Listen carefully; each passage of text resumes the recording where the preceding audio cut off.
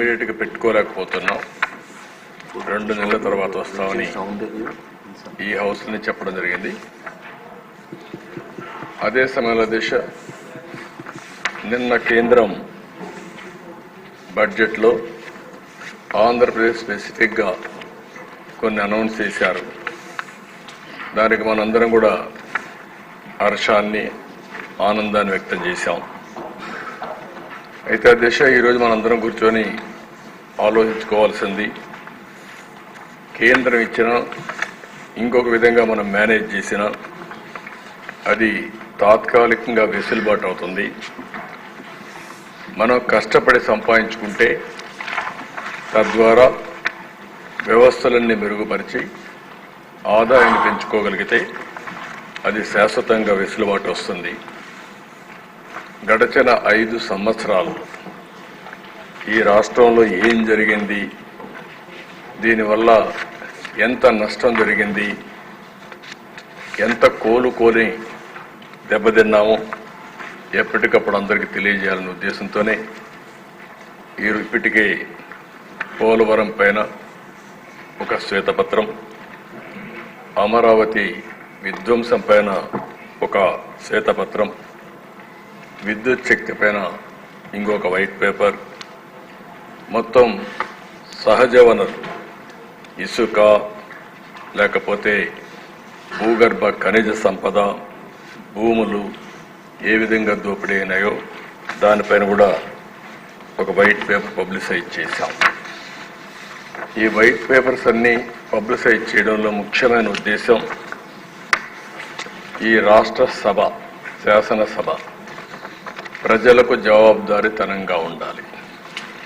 పరిపాలన అనేది ప్రజల కోసం చేయాలి. ఒక పక్క సంక్షేమం, ఒక పక్క అభివృద్ధి సమతుల్యంతో ఎప్పటికప్పుడు బేరీ చేసుకుంటూ సంపద సృష్టించే విధంగా ముందుకు పోవాల్సిన అవసరం ఉంది. కానీ 5 ఏళ్లలో జరిగిన పని మనం చూస్తే 25 సంవత్సరాలు కూడా కోలుకోలేని దెబ్బ తగిలే పరిస్థితి వచ్చింది. అందుకే ఎన్నికల్లో కూడా చెప్పాం, పాలన ఎలా ఉండకూడదో గత 5 సంవత్సరాలు అంటే 1924 పాలన ఒక కేస్ స్టడీగా మిగిలిపోతుంది. పాలకుడు ఎలా ఉండకూడదో దేశ రాజకీయాల్లో 1924 ఒక కేస్ స్టడీగా ఉండే అవకాశం వస్తుంది. జనరల్గా మనం ఆలోచిస్తే ఒకసారి మనం చూసినప్పుడు కొంతమంది అవసరాలకు తప్పు చేస్తారు, ఏదో అత్యంత అవసరం వచ్చినప్పుడు తప్పు చేస్తారు. కొంతమంది అత్యాశతో తప్పులు చేస్తారు ఇంకా ఎక్కువగా.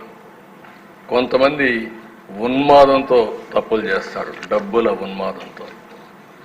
ఈ 5 సంవత్సరాలు జరిగింది డబ్బుల ఉన్మాదంతో వ్యవస్థల్ని సర్వనాశనం చేసి సమాజాన్ని పట్టించుకోకుండా ప్రజలు ఏమైనా పర్వాలేదని జరిగే పరిస్థితి వచ్చింది.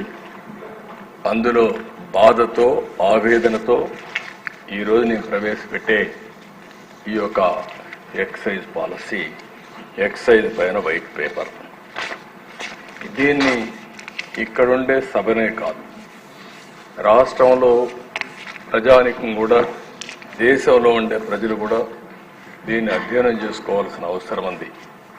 ఒక వ్యక్తి ఇన్ని చేయగలుగుతాడా, ఇన్ని దుర్మార్గాల్ని చేసి మళ్ళీ తమాయించుకొని మాట్లాడతాడా అనే దానికి ఇది ఒక కేస్ స్టడీ. నేను 40 ఏళ్ళలో చూశాను. ఏ వ్యక్తి కూడా, ఏ ముఖ్యమంత్రి కూడా, ఏ మంత్రి కూడా ఎలాంటి దుస్సాహసం చేయరు, ఎలాంటి దుర్మార్గాలు చేయరు. దానికి ఈ సభ ద్వారా మిమ్మల్ని అందరినీ కోరేది అర్థం చేసుకోమని కోరుతున్నాం. అర్థం చేసుకొని ప్రజలకు అర్థమయ్యే విధంగా చెప్పడం మనందరి బాధ్యత. మన మీద ఓట్లేశారంటే ప్రజల ఆస్తులకి ఒక ట్రస్టీగా ఉంటామని, వాళ్ళ భవిష్యత్తుకి ఒక భరోసా ఇస్తామని ప్రజలు ఓట్లేసే పరిస్థితికి వచ్చారు. అది వచ్చినప్పుడు మనం కానీ జరిగిన అన్యాయాలు కూడా ప్రజలకు విడమరిచి చెప్పలేకపోతే తద్వారా వాళ్ళల్లో కూడా ఒక అవగాహన రాదు.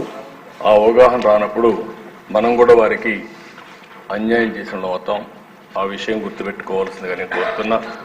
నిన్నే